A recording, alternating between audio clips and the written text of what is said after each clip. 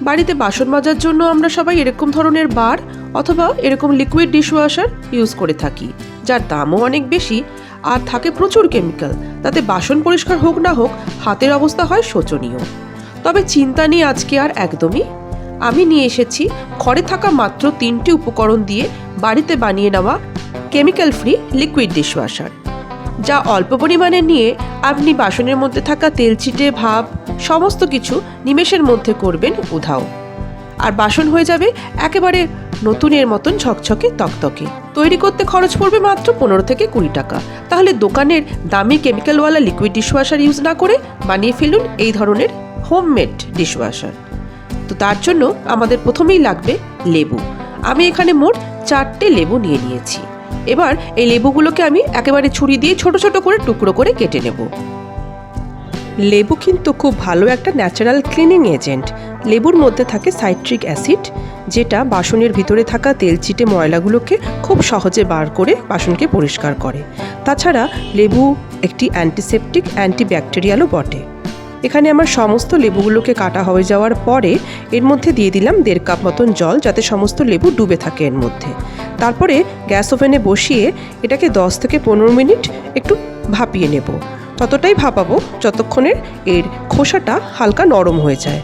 লেবুর দানাগুলো কিন্তু আগেই আমরা ছাড়িয়ে রেখেছিলাম। আমি এর আগেও আপনাদের সাথে কমলা লেবুর খোসা দিয়ে তৈরি করা সাবান শেয়ার করেছিলাম, যেটা আপনারা অনেকেই খুবই পছন্দ করেছেন। আশা করি আজকের বানানো এই হোমমেড লিকুইড ডিশওয়াশারও আপনাদের যথেষ্ট উপকারে লাগবে। প্রায় 10 থেকে 15 মিনিট এভাবে ভাপানোর পরে আমার লেবুর খোসা বেশ অনেকটাই নরম হয়ে গেছে। এবার গ্যাসটাকে অফ করে এটিকে ঠান্ডা হওয়ার জন্য ছেড়ে দেব। পুরোপুরি ঠান্ডা হয়ে যাওয়ার পর একটি ব্লেন্ডিং জারের মধ্যে এই লেবুগুলোকে নিয়ে এর একটা পেস্ট বানিয়ে ফেলবো। একবারে পুরোটা না ধরলে আপনারা 2 ধাপে বানাতে পারেন, আর এটি বানানোর জন্য যদি একটু জল অ্যাড করতে হয় তাহলে সেটাও আপনারা করে নেবেন। দেখুন আমার লেবুর পেস্ট তৈরি হয়ে গেছে।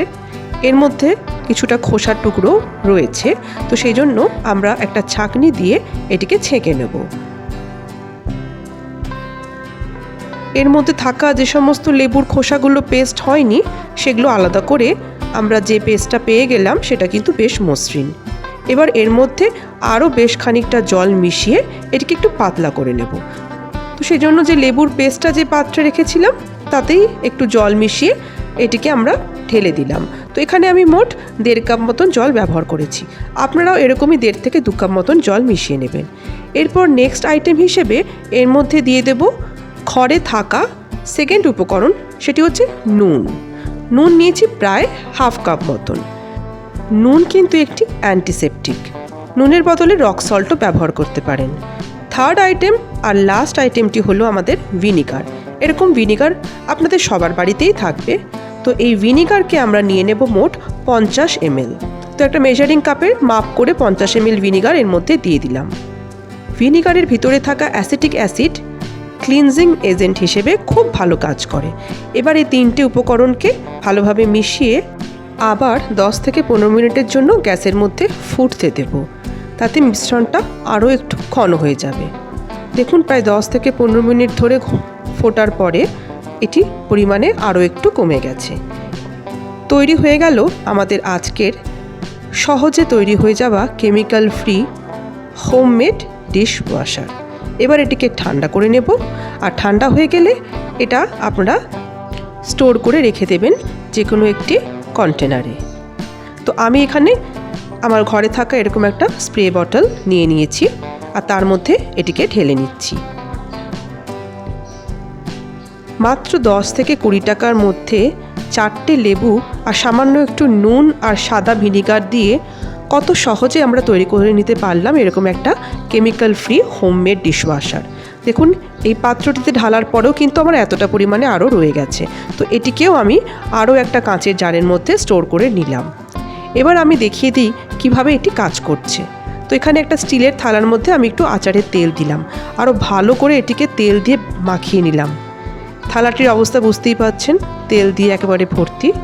এবার নিয়ে নিলাম আমাদের তৈরি করা হোমমেড ডিশওয়াশার।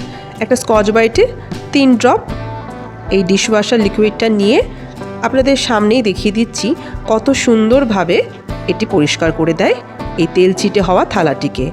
এর মধ্যে ফেনা হয় না ঠিকই, কিন্তু নিমেষের মধ্যে বাসন হয়ে ওঠে ঝকঝকে তকতকে, একেবারে নতুনের মতন পরিষ্কার। দেখুন কত সুন্দরভাবে আমাদের বাসন কিন্তু ধুয়ে একেবারে চকচকে পরিষ্কার হয়ে গেল। এর মধ্যে কোনো রকমের তেলচিটে ভাব এতটুকুও নেই। যদি আপনারা ফেনা চান তাহলে সেক্ষেত্রে আপনারা অল্প পরিমাণে ডিশওয়াশার লিকুইডও অ্যাড করে দিতে পারেন, তাহলে ফেনাও তৈরি হবে। তবে আমি এটিকে সম্পূর্ণ কেমিক্যাল ফ্রি রেখেছি। আর দেরি নয়, ঝটপট বানিয়ে ফেলুন এরকম সাবান। আর আমার চ্যানেল সোনালী কথাকে করে ফেলুন এখনই সাবস্ক্রাইব। সবাই ভালো থাকুন, সুস্থ থাকুন। আজ নিলাম বিদায়।